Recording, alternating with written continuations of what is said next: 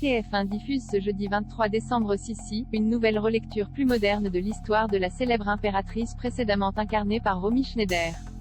La série vaut-elle le coup d'œil? De quoi ça parle? L'impératrice Elisabeth, surnommée Sissi, était une pop star et influenceuse de son temps à la fin du 19e siècle, une icône en Europe et dans le monde. Ses photos, représentant sa beauté légendaire, sont devenues des articles de merchandising à succès depuis et représentent un symbole de la royauté européenne dans son ensemble. Sissi est diffusée dès ce jeudi 23 décembre à partir de 21h05 sur TF1. L'intégrale de la saison 1 est d'or est déjà disponible sur Salto. Épisode vu, 3/6. C'est avec qui, pour camper Sissi, qui a précédemment été incarnée par Romy Schneider, la PR-duction a fait appel à Dominique Devenport, une jeune actrice américano-suisse qui obtient ici son premier grand rôle. Son mari, l'empereur François-Joseph Ier, est quant à lui campé par Yannick Schumann, un comédien allemand dont le visage ne vous est peut-être pas inconnu puisqu'il a fait des apparitions Cœur ennemi et Monster Hunter. L'archiduchesse Sophie est jouée par Désirée Nosbusch, vu le thriller allemand Bad Banks.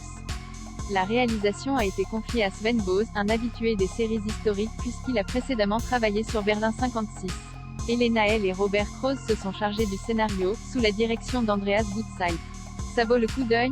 L'histoire de Sissi a été racontée maintes et maintes fois, la version la plus emblématique restant celle de Romy Schneider qui plus de 65 ans après sa sortie, continue de passionner les foules.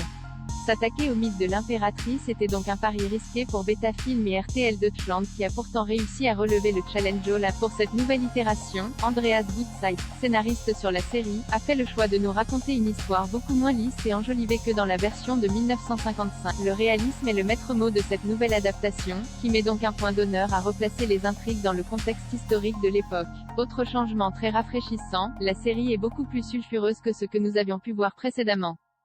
À l'image de la chronique des Bridgerton, qui a probablement influencé les scénaristes, la sexualité des personnages est mise au premier plan, et ce, dès la séquence d'ouverture, dans laquelle l'innocente Sissi se fait un petit plaisir solitaire. Une manière pour la série de s'affranchir de la trilogie désormais culte. Et Franz n'est pas en reste, partie fine, visite dans les bordels, drogue et j'en passe.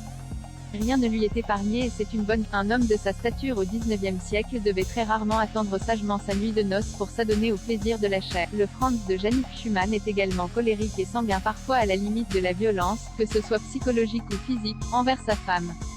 Outre cette révolution dans la construction des personnages, cette version 2021 brille également par ses prises de vue à couper le souffle.